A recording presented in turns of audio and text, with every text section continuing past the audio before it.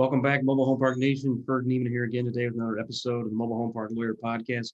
My guest today, he hails out of Florida. He's a MHP expert, finance expert. He's also an attorney. Excited to have him on here today for this conversation. Please help me welcome my guest, Mazzie. Ray, thanks for coming on, man. Of course, thank you for having me. I appreciate it. And it's good to be on the podcast. I've seen a few of them, and you're doing good work. So thank you for that first and foremost. Yeah, you got it, man. We were talking about earlier. I've never met you in person, but it feels like I know you because we're always seeing each other on LinkedIn and everything like that. And I follow what your fund is doing, and looks like a lot of good stuff, especially in the MHP. But maybe tell us more about your background and how you got into MHP world and what you guys do over there. Yeah, so like a lot of other people, I'm sure it was a winding road for me. Originally graduated from law school and business school. Spent a little bit of time working in the government sector, or the government side, I should say, and then jumped from there into the private side, where I was an attorney for about a year, and then ended up in a small agricultural startup in South Florida. Fast forward a year and a half, my time there was complete. I did all I needed to do, and I was happy to move on and start my own thing. I've always wanted to do real estate, so basically got together with one other partner of mine. We went around, created a thesis that we thought would work in regard to real estate and also a little bit of public securities trading as well. And then we went and raised a little bit of capital and decided that we wanted to really focus on workforce housing. And really the reason we ended up in the manufactured housing space was, to be quite frank with you, the yield was there a couple of years ago, a few years ago, and it was really attractive to look at existing parks and all that kind of stuff. But what ended up happening was those yields compressed really quickly. And then we decided, with my legal background, my partner's also a lawyer, but we both are, lawyers by education, not really by trade. We knew we could navigate the entitlement process, and everybody out there, knows how little the new developments are coming around, and how apparently, 1% or more parks disappear every year. Everybody knows the stats. So long story short, we saw the yield in the sector, and then as the yields began to compress, we figured, let's go to the part where, let's become niche.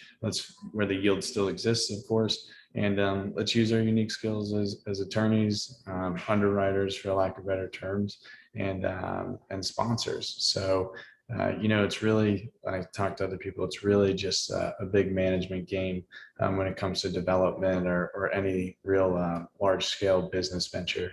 So as much as I want to take the credit for everything that we've been able to accomplish, really, it's the team under me. I'm just smart enough to make sure that I hire the right people. No, that's great. And for those of our listeners that don't understand entitlement, entitlement, you're meaning getting the approvals, development approvals, permitting approvals, zoning approvals, any construction approvals for creating new mobile home parks, manufactured housing communities. Exactly.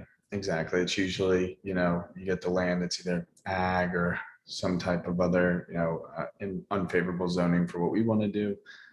We go in there, we tell a good story, and we let the commissioners know that we're here to bring them down, bring them something that they need, and especially more importantly, that the community needs. And, we get it rezoned, then we go in for construction permits or do whatever mitigation we have to before then, whether it's, over here in Florida, we got a lot of gopher tortoises and other types of protected species, whether they be trees or actual animals. But, we get all that stuff out of the way, and then we get it shovel ready, and we decide whether or not we want to be the end developer as well, or if we'd like to, pass on the property to somebody else who's ready to develop it. We take our cash off the table there. No, it's a great business model. You're one of the few guys in the industry that make me and other guys look like liars when we say nobody's building trailer parks. It's like, you guys are building them, right? And I know they're being built. There's not very many, right? You're not building 500 this year, right? You might build 500 pads in one park, but you're not building that. Nobody's building 500 this year.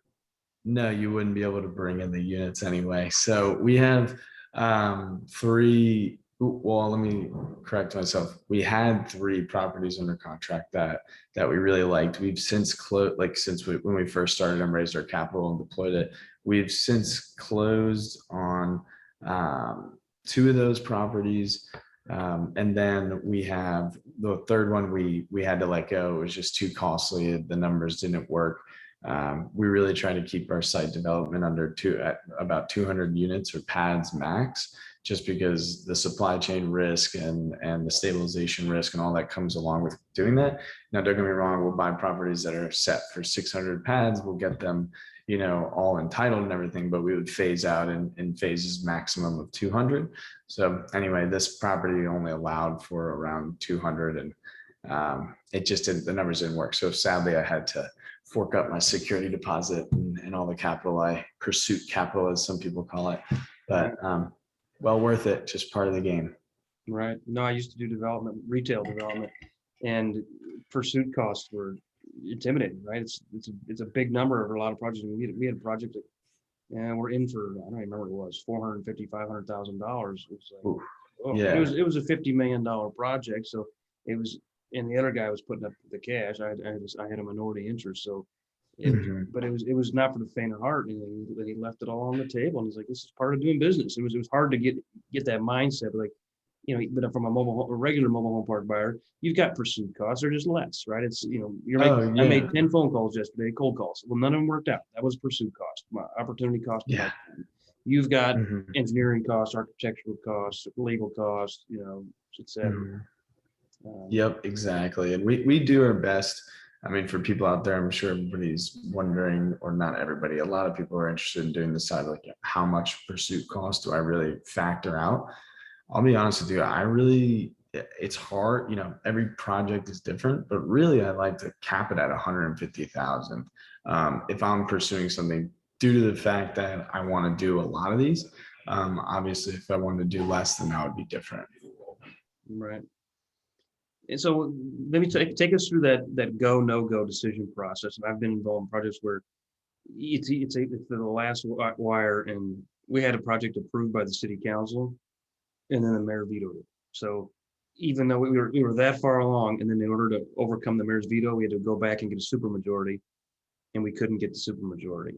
So it's like we went through all that process: engineer plans, architecture, survey, legal, you had bank approval, lots of politicking. I don't know every jurisdiction. I don't know your jurisdiction in Florida, but typically on plan commission stuff, the city usually volunteer citizens. We cannot lobby them, but on city council, typically you're allowed to lobby them and go give them your dog and pony show. Yeah. And you kind of count the votes. I used to work for a guy who was a COO of Jackson County here in Kansas City, and I was the math guy, right? And I was doing all these development assumptions and pro formas and all this stuff. And he just said, the only number that counts is 5 out of 9 city council. 5 votes. Yep. 5. He goes, if I get to 5, I don't care what the rest of the numbers look like, right? And I learned that, learned that in some other projects. How does that process look? I've not done a new MHP development.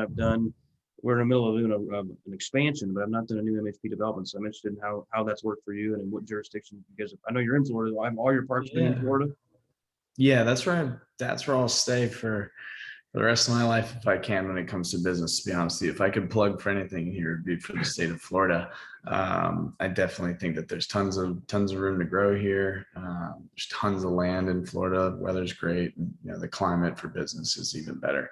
So when it comes to really figuring out a go or no-go decision for me, just so everybody knows, I used to work for the governor here in the state of Florida for a little bit as a fellow, and worked at a few state agencies as well after that, one of which being Florida Housing Finance Corporation, which is an affordable housing tax credit allocation agency for the state. So anyway, that's one thing that we also do that's unique. We would attempt to do LIHTC credits on properties if the situation was right. But to go back to your question, the go or no-go decision is really simple. It's just asking you, really looking at why they would turn it down. And, you just have to put your commissioner hat on or council member hat on.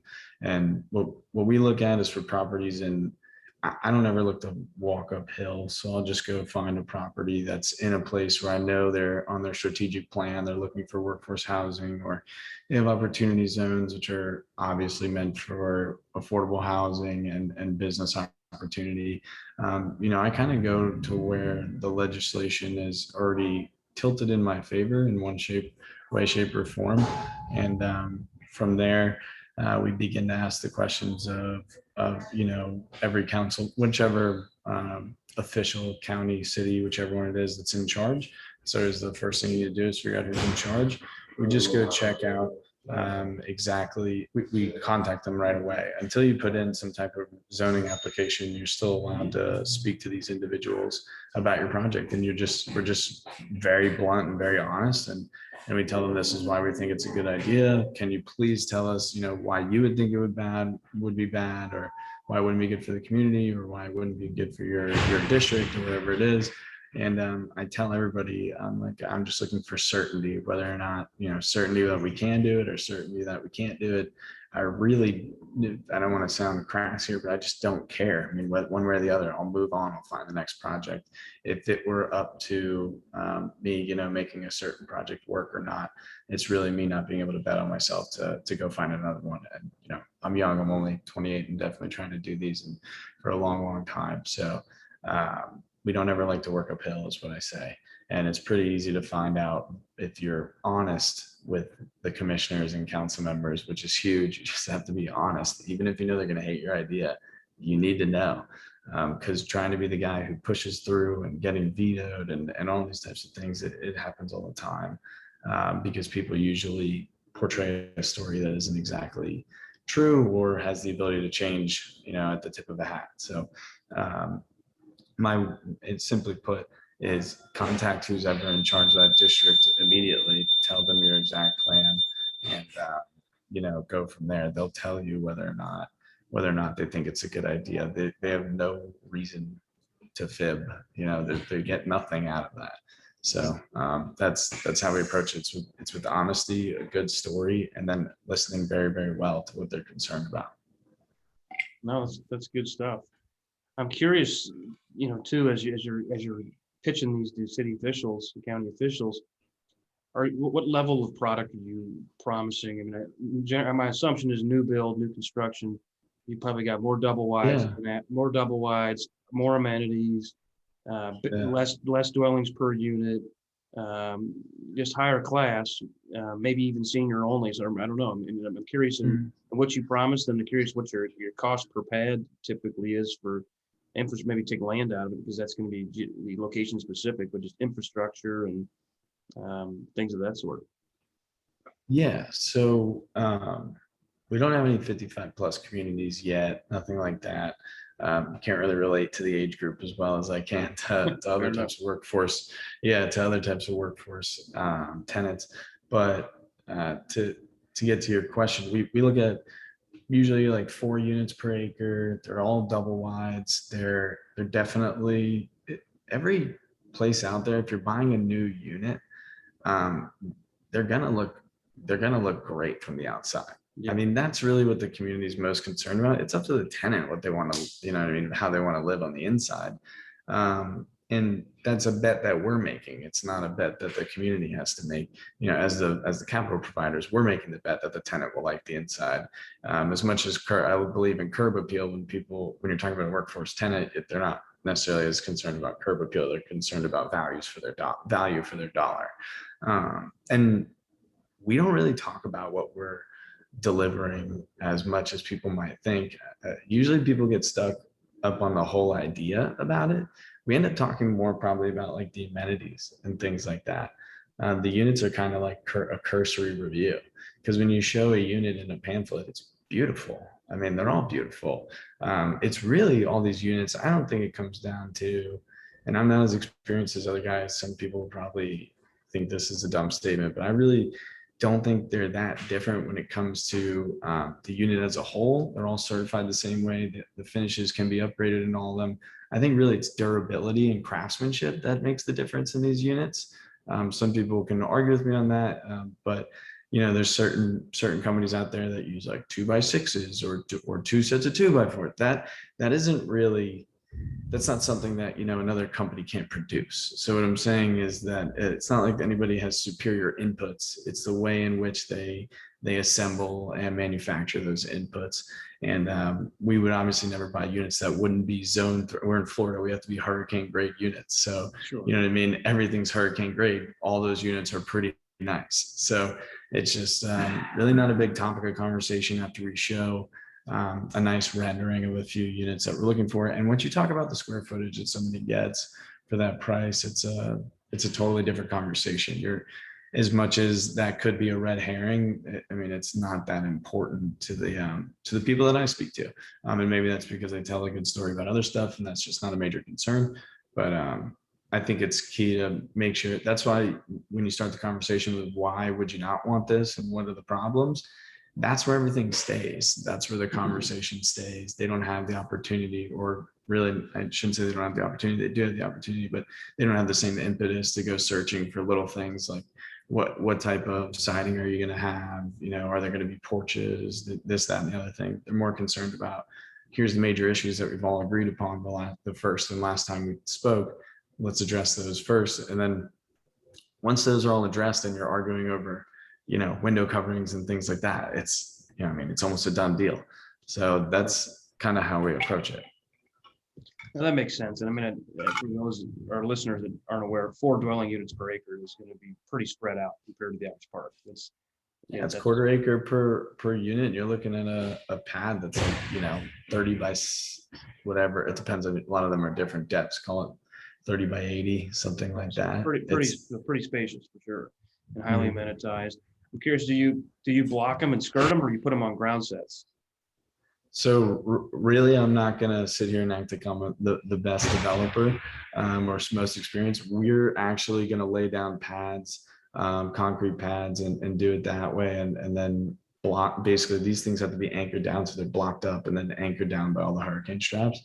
But I will say a general partner of mine is looking into this like alternative option that has some type of like hardened plastic component. You don't have to lay the whole pad.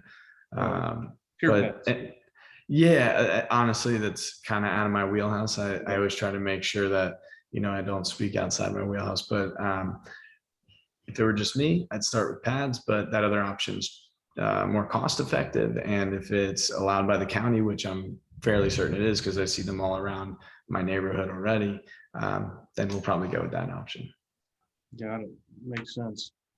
And you mentioned earlier you may not be the end builder, end developer. So yeah. So basically, what you're saying there is you may just get the entitlements on these parks, tee it up.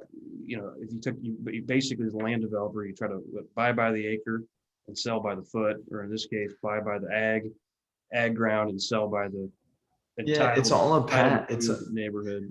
Yep, it's all a pad equation. You know, it comes down to how much does, you know, I'm friends just like everybody else is, brokers and things like that. I get my appraisals from a bank that substantiate, you know, the costs I'm putting into the property before I even bring it to the market. But you know, it's about what you can fetch for that pad and how much money you had to put in to entitle it. And really what I do is I underwrite the whole thing as if I were going to develop it, and I actually assemble a team to develop it, because you need the engineers, the architects anyway, and you might as well bring in a CM, a construction manager, or a GC to be on board in the pre-construction phase for value engineering and all that kind of stuff. So anyway, we assemble that whole team, and I underwrite the deal as if I were going to develop it. And then once I do that, I know how much I can push my land costs up to. And then once I hear what my broker says, if my broker says it's way higher than what I would need to push it to, then I'm like, yeah, let's put it on the market and see what that spread, see if I can land in between that spread. So anyway, it's pretty simple. And when you were talking earlier, I never answered your question about like how many dollars I put into a pad. It is extremely dependent on where you're at, and obviously it directly correlates to how much in a paper lot is worth in your area. But really, I like to look at it all in. You don't want to be more than like $60,000 in a pad, and I know that's maybe high or low for some people depending upon where you are. But sure. I think really what it comes down to for me is it's basic real estate in the first place. It's location, and your money is made on the buy. If you overpay for property, you're in so much trouble. And I've had property that, I got for like dirt cheap to make a pun here. And it has helped me so much because that project has gotten away from us in a couple ways, but it was able to be absorbed because our basis was so strong on a per unit basis. And really that's how you're looking at it. Everything in economics is unit economics. If you don't understand your unit economics, then you're in trouble. So I don't look at things as how much for a parcel or how much for this. It's what's my basis in a paper lot? What's my basis in a developed pad? What's my basis in a rented out unit? And then I can, see where my economies of scale hit, see how much debt I can support, see what type of yield I can get out of it. And we take it from there. Without unit economics, you're flying completely blind. No, all good stuff. Makes sense. Yeah, 60,000 a lot. And that's definitely gonna be location specific because I mean, the park I'm expanding in Illinois, the park's only worth 30,000 a lot occupied, Mhm. right? So Yeah. obviously I can't spend 60,000 a lot developing. Now in that case, I already had utilities there. I'm in a Yeah. county without zoning approvals. The dirt's already mine, came with the rest of the park, right? So I've got an artificial Yeah. cost center there. But you got to Mhm. recognize that if you're going to do development, and that's why I do retail. Is like look at the cost and then look at the hidden cost. And what did I forget? Oh, I forgot about commissions, or I forgot about construction interest, or Yeah. you got to make sure you got all those costs in the hopper to better analyze. Definitely. We're on the coast here in Florida, so it's a little bit different. Oh yeah. But one thing I can say is you want to be right around that 30 grand that you were talking about and everything. Yeah. That's where, what I mean? That's where you want to be. 60 is just that max where I think, anything over that, I'd just be like, yeah, no way. That's just us. What are lot rents in those markets? 600-700 or more? Not even. I think we haven't pro forma at we're pretty conservative. We try to stay really conservative. It's just the best way to be. I think we have them pro forma around 600, maybe 650. But that can change really quickly. Are you east or west of 95? Are you east or west of the intercoastal? Stuff like that. Yeah. Okay.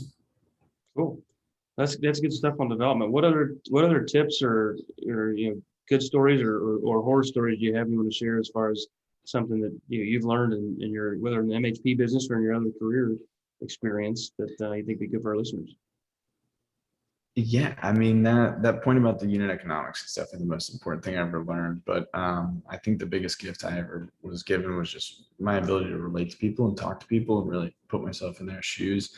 So instead of giving some hyper technical tip that somebody could run with or probably learn from Google, I think really the best thing you can do is just do better to understand the other person on the side of the table that you're negotiating with. It's just or talking to or whatever. You can usually always help somebody in one way or another, and that I've found that comes full circle almost every time.